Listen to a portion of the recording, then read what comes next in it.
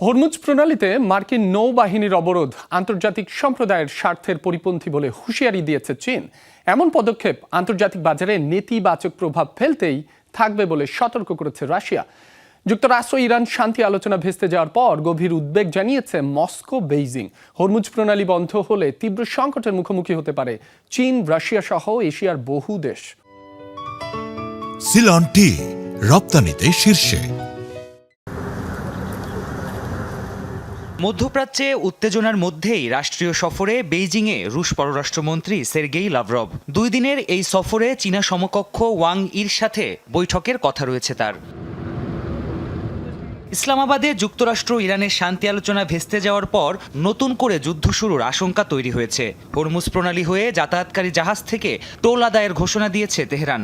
অপরদিকে হরমুজ প্রণালীতে অবরোধ ঘোষণা করে ইরান অভিমুখে যাওয়া সব জাহাজ জব্দের হুমকি দিয়েছে ওয়াশিংটন। এতে আরও বেশি সংকটের মুখে পড়েছে চীন ও রাশিয়া সহ এশিয়ার বহু দেশের অর্থনীতি। সংকটাপূর্ণ এ পরিস্থিতি মোকাবেলায় তাই বিশেষভাবে আগ্রহী চীন, রাশিয়া। হরমুজ প্রণালীতে নৌ অবরোধে ট্রাম্পের ঘোষণার তীব্র সমালোচনা করেছে উভয় দেশ। এমন সিদ্ধান্ত আন্তর্জাতিক সম্প্রদায়ের স্বার্থের পরিপন্থী বলে অভিযোগ জানিয়েছে চীনের পররাষ্ট্র মন্ত্রণালয়। শান্তির আহ্বান জানিয়েছেন দেশটির প্রেসিডেন্ট শি জিনপিং। ইতিহাসে আগে কখনো ভূ রাজনৈতিক পরিস্থিতির এত দ্রুত পরিবর্তন দেখা যায়নি। মানব সমাজ এখন শান্তি ও যুদ্ধ, ঐক্য ও সংঘাতের মধ্যে দ্বিধাগ্রস্ত।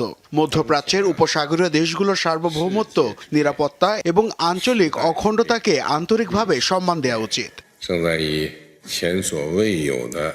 এদিকে মার্কিন প্রেসিডেন্টের হরমুজ অবরোধ ঘোষণার কঠোর সমালোচনা করেছে রাশিয়াও। এ ধরনের পদক্ষেপ আন্তর্জাতিক বাজারে নেতিবাচক প্রভাব ফেলতেই থাকবে। খুব সহজে এটি অনুমান করা যায়, তবে এখনো অনেকগুলো বিষয়ে অস্পষ্টতা থাকায় সরাসরি মন্তব্য করা থেকে বিরত থাকছি। এমন প্রতিক্রিয়ায় বিশ্লেষকদের ধারণা, নিজ দেশের স্বার্থ রক্ষার্থে হলেও মধ্যপ্রাচ্যে শান্তি প্রতিষ্ঠায় যৌথ উদ্যোগ নিতে পারে Moscow, Beijing. Pranpratim Kundu, Jamuna news.